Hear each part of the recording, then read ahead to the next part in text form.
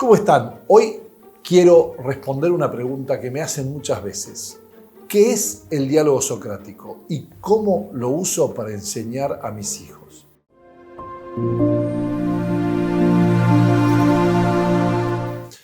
¿Quién era Sócrates? Sócrates era un filósofo de más o menos 400 años antes de Cristo. Él era el maestro de Platón y Platón escribió sobre su maestro una serie de diálogos, como si hubieran sido tomados de notas de clase. Pero en rigor de verdad, Platón pone muchísimo de su pensamiento en boca de Sócrates. Pero lo que es interesante es que es tal vez el mejor ejemplo, el más eximio, de cómo utilizar el diálogo o lo dialógico o la dialéctica en la enseñanza de la filosofía. Pero eso es para más adelante. Lo que quiero enfocarme es en el método en que se usa.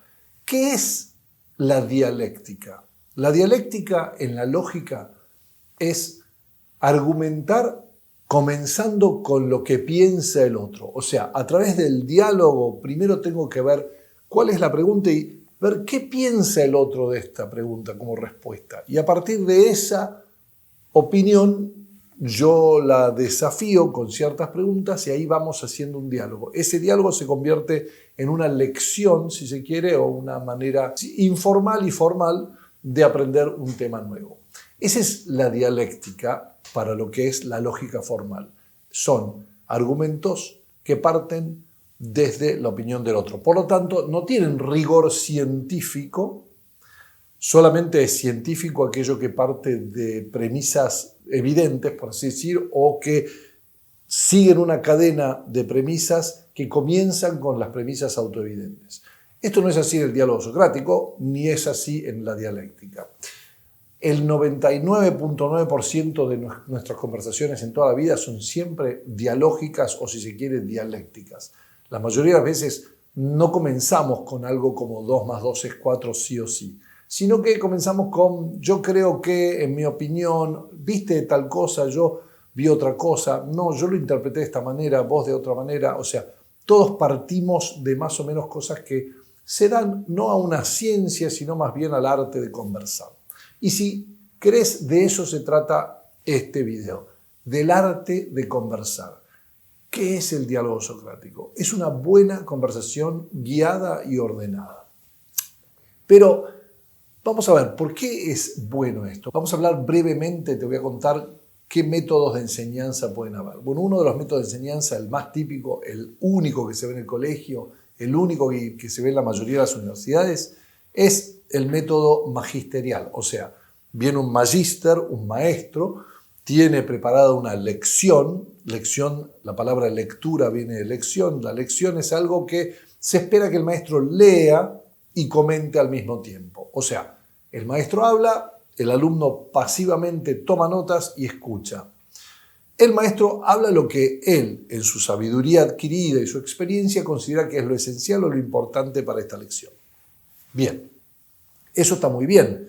¿Cuál es el problema que puede conllevar esto? Que el alumno, pasivamente escuchando, puede, 1, dormirse, 2, tomar notas y decir, esto está muy interesante, lo voy a repetir en casa. O 3, decir, esto es muy interesante, pero no es lo que a mí me interesa saber. Y no hay manera de en que el maestro y el alumno conecten sus mentes para entender si realmente están aprendiendo el uno y enseñando el otro. O sea, el magíster, cuanto mejor es, mejor ordena las premisas, mejor ordena las cosas que tiene que decir en esta lección sobre el tema y de manera eximia las enseña o las lee comentadamente y al alumno no le queda ninguna duda de cuáles son las opiniones del maestro y bueno, ahí va para adelante. Esta clase magisterial está buenísima, pero tiene ese problema que, ¿no?, a pesar de esas dificultades de que el alumno puede estar muy pasivamente en clase y no escuchando o pensando en otra cosa, esperando que la clase termine, es el método de lección o clase magisterial, fue el método que fue valorado y tuvo un lugar muy propio en la enseñanza clásica durante muchos siglos. De hecho, Santo Tomás de Aquino era un gran lector, o si se quiere, magíster. San Alberto Magno también, y de él sacamos la mayoría de las cosas. Ahora bien, Nosotros hoy estamos mirando más cómo hacía las cosas Sócrates, porque Sócrates se hizo famoso por estos diálogos, y estos diálogos hacían que la gente terminase en muchos casos muy enojados con él. Entonces, ¿cómo puede ser, Roberto, que un método que hace que los alumnos se enojen sea un buen método de enseñanza? Bueno, te comento. ¿Qué es lo que pasaba? Que Sócrates era un fascinado por la verdad y era un fascinado por el mundo del conocimiento. Y cuanto más conocía, más se daba cuenta que él no sabía lo que él creía que haber sabido, se daba cuenta que él no lo sabía. Y eso lo fascinaba porque le daba mucho más campo de acción. Él era un fascinado del solo sé que no sé nada. O sea, cuanto más sé, más veo que tengo para aprender y para saber. Es como un árbol que se va abriendo en ramas y ramas y ramas. Y si yo soy un hombre intelectual y curioso y que lleno de asombro, cuanto más grande es el árbol, más tiempo necesito para explorarlo y más quiero explorarlo. Pero esto no es así para la mayoría de los mortales. La mayoría de los mortales viene con una pregunta en la cabeza porque tiene un problema que resolver, hace la pregunta y lo último que quiere es que el otro le haga repreguntas y cosas. Quiere resolver, quiere una respuesta cierta y seguir para adelante. ¿Y cuál es el problema con eso, Roberto, me dirás? Bueno, ¿cuál es el problema con eso? Te lo respondo con un dicho de Jesús. Marta, Marta, te preocupas por tantas cosas, en cambio María ha elegido la mejor parte. ¿A qué se refería Jesús? Si te acordás de esto, Jesús estaba ante dos hermanas, Marta y María. María estaba sentada como embobada escuchando al maestro, porque Jesús sí era un magíster, un maestro que enseñaba y otros escuchaban, pero también a veces preguntaba la opinión de los apóstoles. De todas maneras, María estaba como embobada escuchándolo y totalmente fascinada por escuchar a la palabra misma, a aquel que creó todas las cosas sin quien nada fue creado. Por otro lado, su hermana estaba sirviendo los platos, poniendo cositas para picar, dándole algo para beber a Cristo y algo para su hermana, y sacaba y ponía a la mesa, iba y volvía y estaba todo ocupada. Y Marta se le queja, le dice, dile a mi hermana que haga algo. Estoy acá yo, como una boba, haciendo todas las cosas, dile que haga algo. Y Jesús le dice, Marta, Marta, te ocupas de tantas cosas, muchas cosas, pero la que eligió la mejor parte es María. Y eso nos habla mucho de la vida intelectual.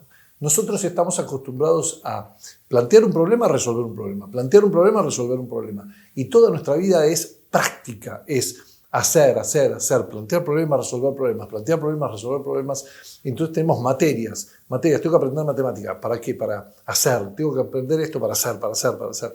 Y esto otro. ¿Y los libros para qué los lees? Y porque tengo que leer 10 libros al año. ¿Por qué? Porque eso es lo que tengo que hacer. Y no sé para qué esto es, no estoy contemplando. No estoy comenzando con el fin en mente. En cambio, María, en este caso, mirándolo a Cristo, sí, estaba contemplando al fin mismo de todos nosotros y de todo el universo, al principio y al fin, al alfa y al omega. El diálogo socrático está diseñado para llevarte a ver que vos tal vez no sabés lo que crees que sabés. Y eso está buenísimo, es genial, porque si vos sabés que esto no lo sabés, vas a actuar en consecuencia, vas a ser prudente, no te vas a alargar. En cambio, si vos creés que sabés algo que no sabés, muy probablemente más adelante te equivoques, más adelante caigas y más adelante estés más confundido y digas, ¿cómo puede ser que me haya confundido en esto? Yo pensé que lo sabía, pero no lo sabías. Entonces, que alguien venga y te cuestione y te obligue a pensar sobre el tema está buenísimo.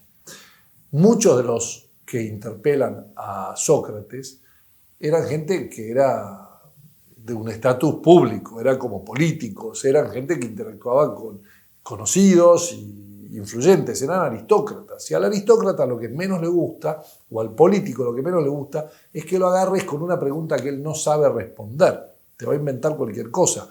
Pero si vos lo tenés cautivo como audiencia y lo podés recuestionar y recuestionar hasta que queda patentemente evidente, como en los debates presidenciales, que el otro no sabe nada de este tema, bueno, lo que va a ocurrir es una especie de duelo de palabras y uno termina diciendo, bueno, igual, no estoy de acuerdo y chao. Y el otro va a quedar ante el público, ante la audiencia, como que, mirá, este sabe y el otro no sabe nada. Y a nadie le gusta ser llamado ignorante. En cambio, Sócrates, que era un personaje único, le encantaba que lo llamasen ignorante. Y él era el primero en decir, yo soy el más ignorante de todos, porque sé que no sé nada, pero soy sabio en eso, que yo admito que no sé. En cambio, vos Decís que sabés cuando no sabés, y eso no está bueno, no es intelectualmente honesto.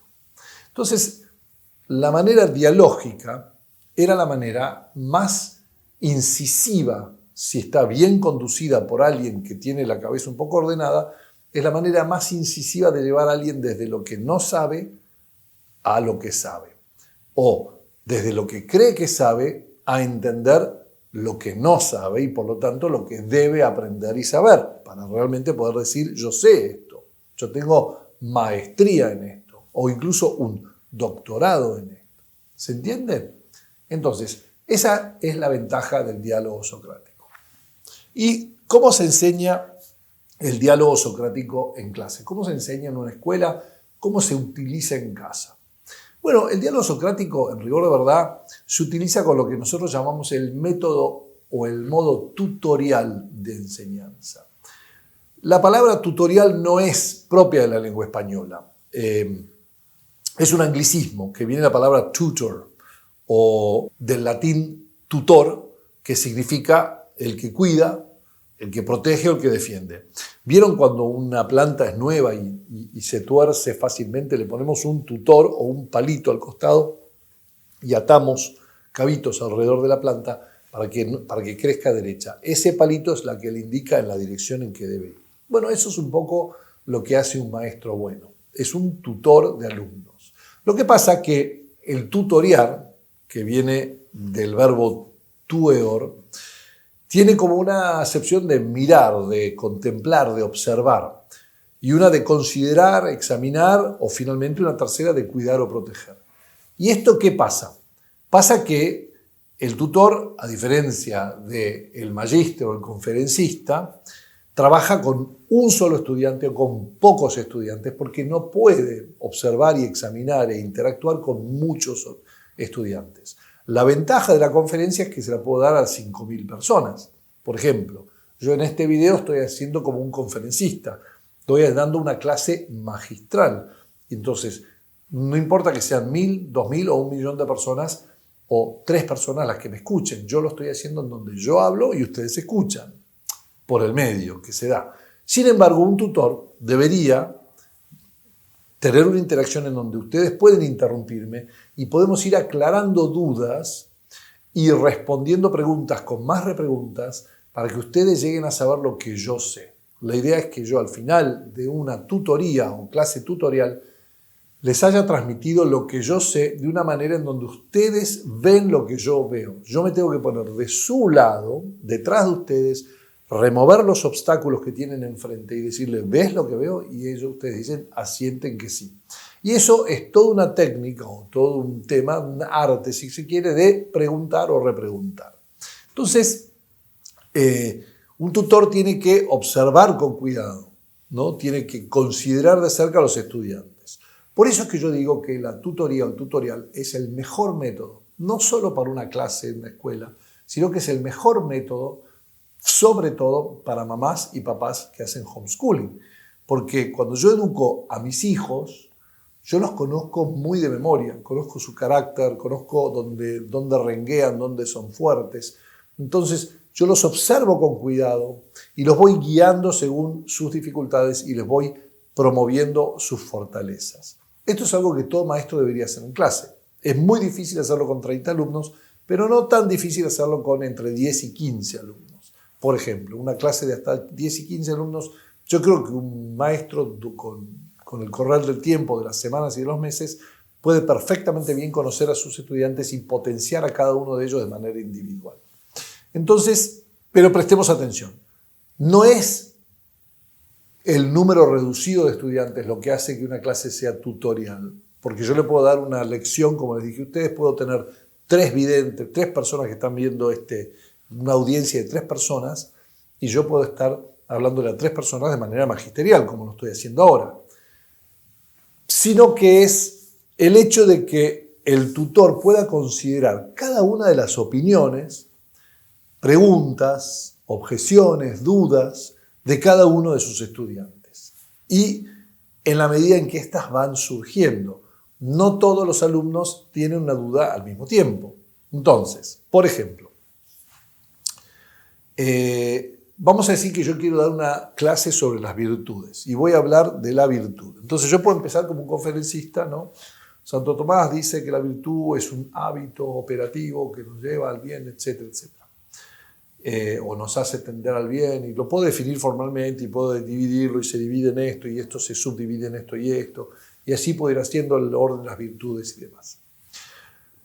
Sin embargo, si yo estoy en un tutorial o un diálogo socrático, la típica pregunta, hay una de hecho en el diálogo del Menón, donde le dicen: Sócrates, ¿la virtud puede ser enseñada?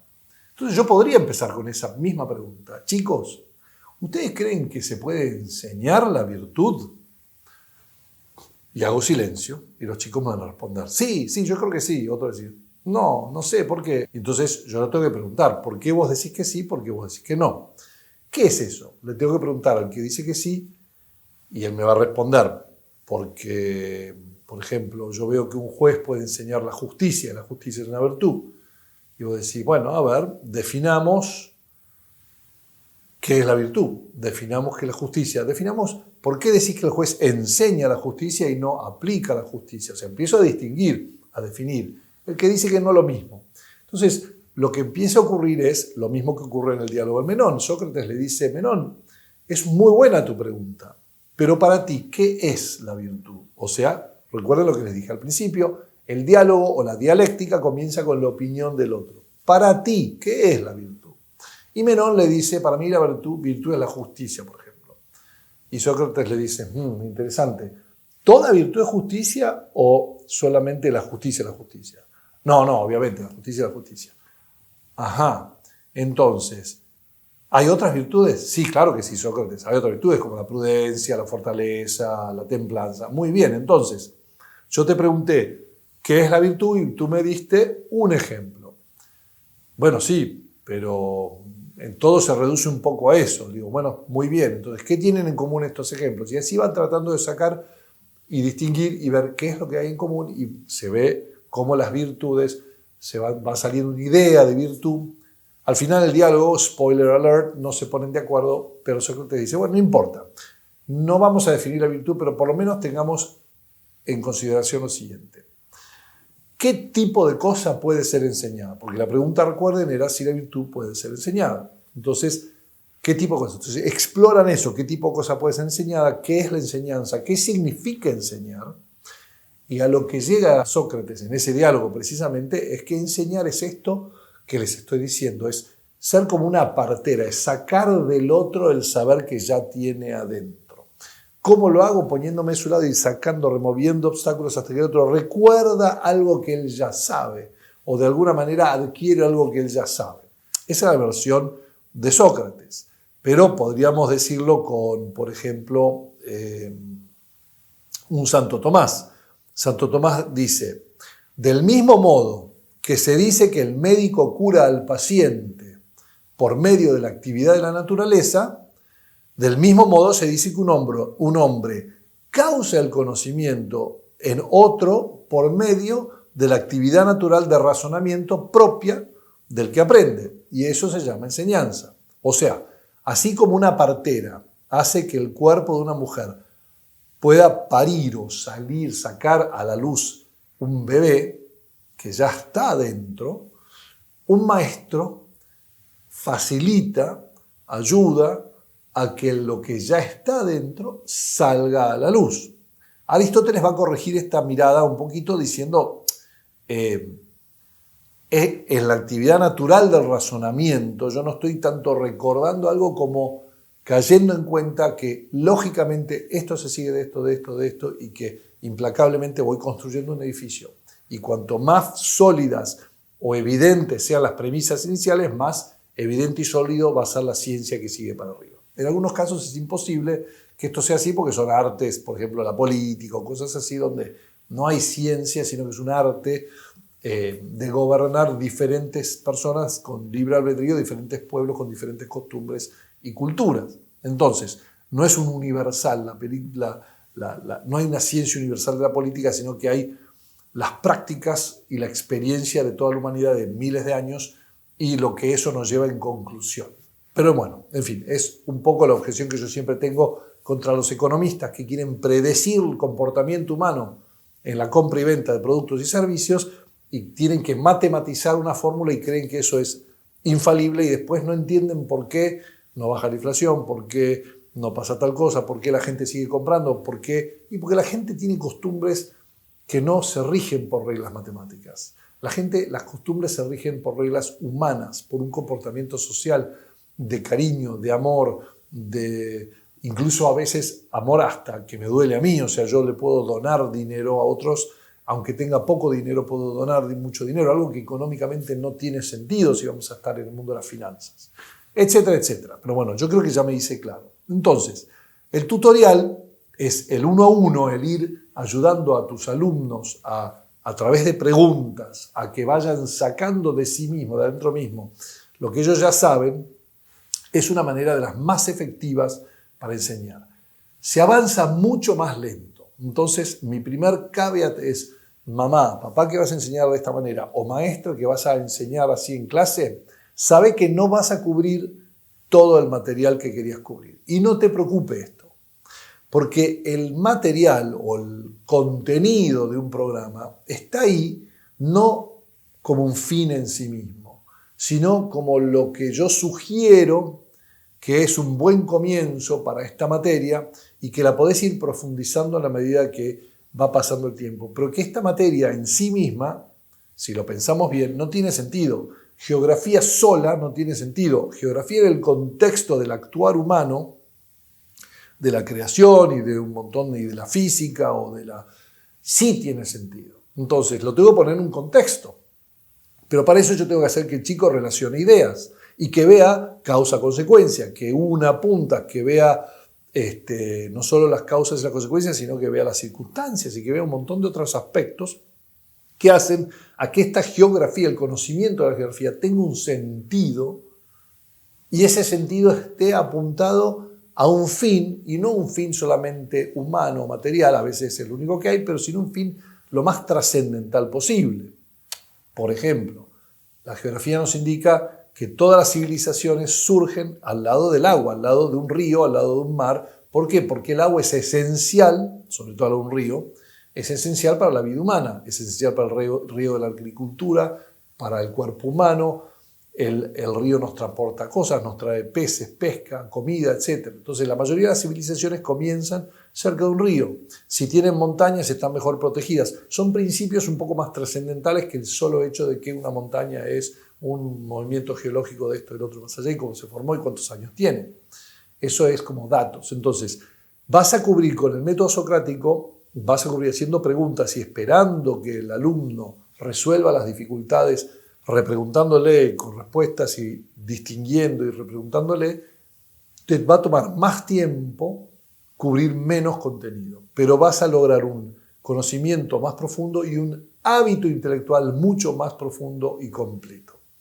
Es adecuado para clases pequeñas, aulas pequeñas, en clases de pocos alumnos, o si tenés un aula de 30, te sugiero, maestra o maestro, dividí tu aula en 3 grupos de 10, fíjate quiénes son los alumnos más rápidos, más capaces de ayudarte con esto y hacerles tener la experiencia de un seminario socrático que te voy a hablar un poquito más adelante en esta charla.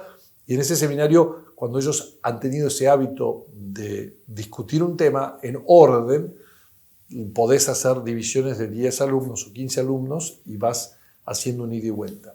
Una manera en que lo hace un colegio muy conocido de las escuelas pías, acá los escolapios, ellos ponen, de los 30 alumnos hacen 15 adentro y de los 15 se sientan por fuera de los 15 de adentro.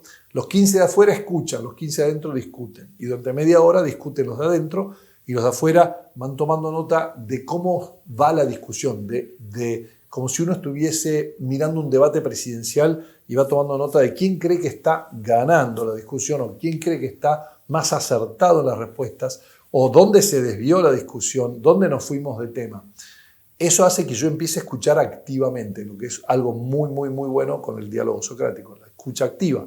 Entonces, luego esos alumnos van a pasar sus notas, van a dar sus notas a los que discutieron adentro y ellos pasan a ser los protagonistas de la siguiente media hora mientras que los de afuera escuchan. Eso es una manera de hacerlo. Otra es tener simplemente 2 aulas socráticas Si tengo 30 alumnos, dividir 15 y 15 y tener, si es posible, un tutor de este lado, o sea, alguien que hace la pregunta y discute de este lado, y un tutor o alguien que hace de este lado. Eso quiere decir que yo puedo poder llevarme estos 15 afuera, unos se quedan adentro, etc. Y bueno, luego comparamos las conclusiones. Y así se pueden hacer un montón de ejercicios. Eso da mucho, pero si haces homeschooling, o si estás en una cooperativa de homeschoolers, o si estás en algo pequeño, es mucho más fácil. Un aula de 5 alumnos, de 3 alumnos, o mismo con un solo alumno, haciéndole preguntas, llegás más lejos. Ahora bien, todo lo que yo te vengo diciendo presupone que el alumno viene con una pregunta en la cabeza. Eso quiere decir que ha leído un texto, ha tenido un texto, tiene un texto ya leído de antemano. Él viene preparado a clase con algo pensado, o si se quiere, por ejemplo, ¿no? Sandokan. Yo recuerdo, esta es una historia verdadera. Yo estaba enseñando en cuarto, quinto grado y estábamos leyendo como literatura el libro Sandokan de Emilio Salgari. Sandokan es un pirata malayo que odia a los ingleses porque los ingleses le mataron a sus padres y arruinaron su vida. Entonces él se hizo un pirata, juró enemistad eterna contra Inglaterra, que andaba surcando los mares y gobernando la zona de Malasia en esa época. Y él se hace una especie de nacionalista, anti-inglés, pirata, porque en la piratería él logra destruir las cosas inglesas y robar y hacerse rico, y como tal va adquiriendo una reputación y un montón de seguidores. Una figura romántica, porque obviamente se enamora de la hija de quién, del principal inglés que está ahí, o sea, es una figura romántica, hay un montón de tensión y qué sé yo, muy divertidos los diálogos con los chicos. Pero una vez yo les hice una pregunta, después de leer, les hice una pregunta socrática a los chicos, y estoy hablando de cuarto, quinto grado, o sea, chicos, que ya estaban muy comprometidos con el tema y con el texto. Y les digo, Sandokan, chicos, al fin y al cabo, ¿no es un pirata? Y no tienen razón los ingleses que los piratas hay que colgarlos del cuello, porque el pirata es un ladrón, sí, será muy romántico y todo, pero un ladrón organizado y demás. Porque me había quedado a mí pendiente de había leído a alguien que había dicho que, claro, el peligro con alguna literatura es que te hacen al malo, al que es objetivamente malo, te lo hacen moralmente atractivo, te lo hacen atractivo románticamente. Entonces, vos terminás enamorado de un personaje que es objetivamente malo. Pasa mucho con el narcotráfico, ¿no? Las corridas mexicanas que hablan sobre románticamente sobre un Chapo Guzmán o gente que ha podido matar un montón de gente. Entonces, uno tiene que tener cuidado con eso. Es muy típico de las películas nuevas de Disney, es muy típico de las nuevas películas que hacen que victimizan al que es objetivamente malo. Y el malo es malo. Acá tenemos que seguir a Aristóteles. El malo es malo y el bueno es bueno. Entonces, yo les hice esta pregunta y los desafié. Se armó una pelea divertidísima en clase. Eran pocos alumnos. Pero claro, ellos todos se pusieron a defender a Sandokan.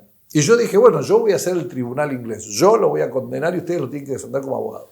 Y de esa manera, no solo logramos una clase memorable, no solo logramos poner el texto en contexto, sino que logramos algo que los chicos, una experiencia que nunca se olvidaron, y ellos entendieron que ellos podían pensar por sí mismos.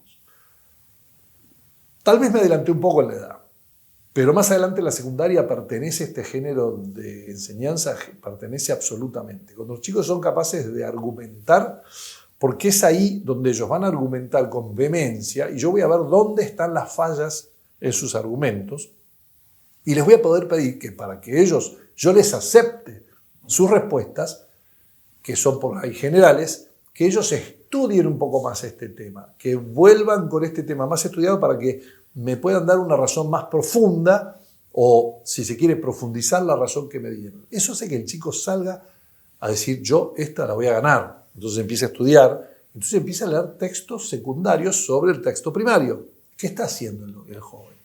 Está en su asombro y curiosidad aprendiendo a aprender, practicando la gramática y la lógica y la retórica, porque me tiene que convencer. Y además está aprendiendo a estudiar, porque está haciendo research, está haciendo todo lo que va a hacer en la facultad, en la universidad cuando sea mayor. Y esto lo puede hacer a nivel secundario a partir de los 12, 13 años perfectamente bien. Yo he visto chicos discutir cosas profundas en 7º grado, sin ningún problema. Ahora bien, requiere disciplina por parte de ellos y requiere que el tutor entienda dónde está el alumno y que lo vaya guiando paso a paso. Pero para esto, claro, yo como tutor tengo que recordar y tener un fin en mente. No puedo simplemente largar la cuestión así nomás. Sí, si hiciese eso, yo no tendría ningún problema, pero es cierto, una de las objeciones que hacen los que son pro magisterial, enseñanza magisterial, es que de 15 ignorantes no puede salir sabiduría. Y eso es cierto solamente si los ignorantes no tienen nada que leer.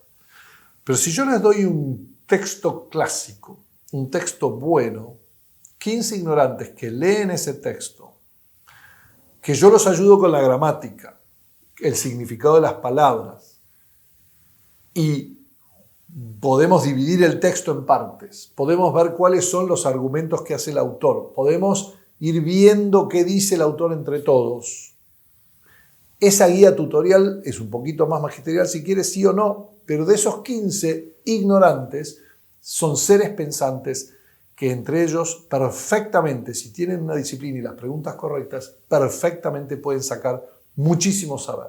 Y yo lo he vivido en carne propia cuando fui a Thomas Aquinas College, donde todas las clases de esa universidad son de esta manera. Una objeción será, bueno, sí, pero nivel universitario, no nivel secundario. Bueno, los exalumnos de Thomas Aquinas College fundaron un montón de escuelas en Estados Unidos. Nosotros fundamos 2 o 3 escuelas aquí en Buenos Aires y en Paraguay. Y el método de clase tiene mucho que ver con esto. Entonces, si el alumno estudió, si el alumno leyó, si el alumno luchó con los argumentos del autor y viene a clase preparado después de haber por lo menos tenido una lucha inicial propia con el autor, aunque no entienda nada o crea que no entiende nada, la segunda lectura comentada, que es una lectura argumentada o tutoriada en un diálogo socrático en clase, es una lectura profunda que va a llevarlo a realmente lograr por lo menos tener 1, 2 o 3 tesis sobre lo que leyó. Podrá decir, yo pensaba esto y ahora pienso lo contrario, o yo pensaba esto y ahora distingo y pienso esto otro que no se me había ocurrido, o yo antes estaba de acuerdo con esto, ahora no lo estoy, ahora estoy de acuerdo en partes o no, o mirá, comprendí el texto y es nada que ver lo que yo pensaba y está buenísimo porque nunca se me hubiera ocurrido esto otro. Bueno, eso surge mucho en las clases tutoriales, en las clases socráticas. Ahora bien, también tengo un modelo de clase socrática que es lo que se ha llamado el seminario socrático. Pero el seminario socrático es algo un poco diferente. Consideremos lo siguiente. Sócrates se hizo poco popular porque le mostraba a la gente, a través de pregunta, repregunta, que lo que ellos en realidad creían saber no lo sabían. Entonces, cuando demostraban que eran ignorantes en eso que ellos venían, cuanto más experto venían, como Gorgias, que era un experto sofista, Sócrates lo muestra como un ignorante, más los enojaba. Pero les hacía un gran favor porque les decía, vos no sabés esto, vos estás caminando como un ciego que cree que ve, vos estás mirando las figuras reflejadas en la caverna por la luz de una fogata y no has visto el sol y las estrellas. Tenés que salir de tu caverna y ver el sol y las estrellas. Eso es lo que él aportaba. Pero bueno, eso logró que lo matasen, que lo mandasen a matar porque decían que corrompía la juventud. Y, bueno, acusaciones de gente que con mucha envidia, muchos celos y mucha falta de humildad dijo, no me gusta este señor porque me muestra que yo realmente no sé. Y yo quiero ser un tipo que sé. Quiero señorearme y inflorearme frente a la gente y decir, yo soy un experto en tal o cual cosa. Bueno, en fin.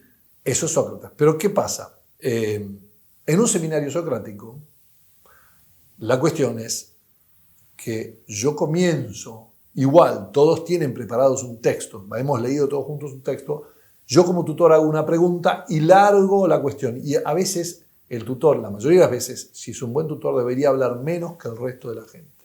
Pero sí debería ordenar la conversación para que no se desvíe. Es como un diálogo socrático que en vez de ser de 1 a 1, como la tutoría, es de todos juntos. Ahora imagínense, hemos visto esos programas políticos donde hay 5 personas o 7 personas discutiendo al mismo tiempo y la mayoría no se escuchan. Pero sí, si uno tiene un buen tutor y se ordena bien, yo he participado durante 4 años en seminarios socráticos gloriosos, que donde realmente yo pasé a entender temas y textos que tenía preparados, pero que no los había entendido realmente, y entendí las dificultades. Cambié de posición, reafirmé lo que pensaba, discutí vehementemente sobre mi postura, y lo más divertido de todo es que después de esa clase nos íbamos a comer, a cenar o a otro lado, y seguíamos discutiendo el tema. Eso significa que estábamos haciendo todos lo que realmente el ser humano está llamado a hacer, que es usar la cabeza, aprender a pensar, desarrollar mis opiniones de manera formada e informada y de manera crítica. O sea, yo puedo ser un pensador independiente, muy creativo, pero tengo que estar basado en cosas ciertas, no puedo serlo por capricho. Y bueno, estos seminarios socráticos ayudaban muchísimo a eso. Pero bueno, requieren un tutor que sepa ordenar la conversación y seguirla. En casa, vos podés hacer tu seminario socrático de esta manera. A tus hijos les podés haber preguntado algo durante el día, pueden haber leído, por ejemplo, Robin Hood. Vamos a decir que leemos Robin Hood. Vos estás leyendo en voz alta Robin Hood en casa. Y lo lees al de 12 años, al de 10 años, al de 7 años y a una hija en el medio de 6, 7 años que está enamorada de Marian y Robin Hood le parece muy romántico. El de 12 años quiere luchar y ser un héroe como Robin Hood, el otro, etc. Bueno, los personajes. Y vos podés discutir y en algún momento podés preguntarle una pregunta. ¿Cuál de estos personajes es el más justo? ¿Es el más injusto? ¿Es el más piadoso o es el más valiente? Eso es una manera de preguntarles a esas edades y ellos van a empezar a decir, yo creo que fulano. ¿Por qué? Y van a tener que definir lo que es justicia, lo que es prudencia, lo que es paciencia, lo que es valentía, etc. Pero además, podés hacer una pregunta como, por ejemplo, Robin Hood, ¿es bueno o malo? ¿Es un ladrón? ¿Se puede ser un buen ladrón o es un héroe de la justicia? ¿Y por qué? Y esa discusión, si querés un seminario socrático, habiéndola luchado durante el día con tus hijos en una lectura en voz alta, la podés hacer a todos en la mesa de casa. Vamos a decir que tu esposo vuelve de trabajar y vos haces esa pregunta y dejás que los chicos respondan. Y ahí se arma un debate que puede ser un debate fuerte, pero es un debate socrático y en casa. Y lo podés hacer y es muy, muy formativo. Entonces vos tenés el tutorial en 1 a 1 cuando estás en tu hora de enseñanza y lectura en voz alta y podés discutir ahí con los chicos algo. En un viaje en auto, hoy estábamos yendo con fulanita, una de tus hijas, en auto al supermercado, me acompañó y me hizo una pregunta, mamá, ¿por qué Maria no sé qué con Robin Hood no sé cuánto? Y vos podés decirle, bueno, ¿por qué haces esta pregunta? Vos tenés que responder no la respuesta, sino qué te parece a vos o por qué me preguntás eso, para que ella te vaya diciendo cuál es su pensamiento, qué es lo que verdaderamente está buscando y repreguntarle a ella. ¿Pero por qué decís esto? ¿Y qué te parece que es? ¿Quién es Marian? ¿Quién es Robin Hood? ¿Qué distingamos? ¿Qué es esto? ¿Qué es aquello? Lo haces de una manera simpática y en ese diálogo ella te va diciendo qué es lo que le molesta o lo que le gusta del libro. Entonces vos después en la mesa a la noche decís, ¿saben qué? Hoy estábamos hablando de este tema con Robin Hood y fulanita, tu hija, sacó esta opinión. A ver, ¿la querés decir vos? Y ella dice su opinión. Y los hermanos van ¿qué les parece a ustedes? Y entonces los hermanos van a pensar, no, que nada que ver, que sí, que más o menos. Entonces vos decís, bueno, espera, ordenemos. No digas no, que nada que ver. Decís por qué no, por qué sí.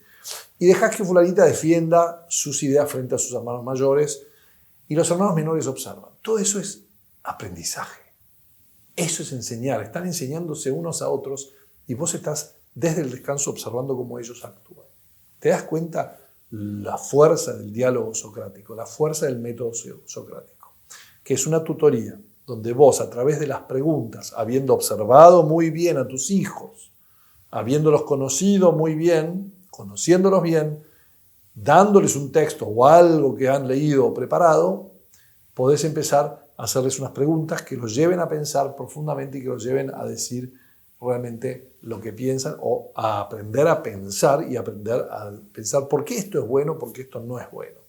Y que vos intervenís en los lugares necesarios para intervenir, donde necesitas ser un maestro, por un poquito, pero después dejarlo de vuelta ahí, ¿no? Como Cristo, que podía decir, cuando recen, recen así, pero después sobre la oración y cómo hacerla, qué sé yo, y otras maneras, a veces hablaba de otras formas. Él bajaba línea en unas y en otras no tanto. Contaba parábolas en algunas y dejaba que ellos interpreten la parábola. Entonces Cristo tenía diferentes maneras de enseñar, vos también. Y esto puede ocurrir en casa, en la mesa, durante el día, cuando estás haciendo homeschooling explícitamente, o simplemente que tus conversaciones diarias con ellos, si estás compartiendo los mismos intereses, los mismos libros, puedan ser que vos te pongas con ellos en esa aventura que están viviendo y que vos levantes de golpe, de prepo, en el auto, estás yendo, lo llevas a tu chico a fútbol o a rugby y de repente le decís, ¿a vos te parece que Sandokan es...? ¿Sabes que me quedé como pensando? ¿Te parece que Sandokan es bueno o malo? Porque a mí me parece que es un pirata. A mí me parece que no sé si tiene derecho a hacer lo que hace. Fíjate que mató a fulano, que robó a Mengano. Y tu hijo que está enamorado de Sandokan va a decir, no, papá, o no, mamá, para mí es todo, Sandokan es intocable. ¿Pero por qué? ¿Qué te parece? Entonces vos le decís, ¿qué pasaría si, considera esto, qué pasaría si un amigo tuyo tal o cual cosa? ¿A vos te parece que está justificado? Si a mí me matan, vamos a decir, tal persona, o los ingleses, ¿vos tenés derecho a odiar a los ingleses? ¿O dependen las circunstancias que me matan? ¿Dependen si me mataron a mí porque yo hice algo mal? ¿Si era una guerra? ¿Si era justa? ¿No era justa? Un montón de temas pueden salir a partir de acá. Si vos sos inteligente y tratás de ver qué puede hacer, qué pregunta le puedo hacer que dispare una conversación. Y eso te va a llevar a vos a conversar profundamente con tus hijos, algo que es muy, muy satisfactorio para nosotros los padres. Pero bueno, si a vos te interesa este tema, si te ha tocado algo y le ves potencial y querés saber más sobre el diálogo socrático, sobre cómo hacía Sócrates las preguntas y por qué era tan efectivo, yo tengo una mini clase, te dejo el link en la descripción acá abajo, te dejo el link para que la vayas a ver, que se llama El arte de preguntar, en donde yo te enseño a hacer las 5 preguntas claves que Aristóteles dice son las 5 preguntas o 5 tópicos de invención de la retórica.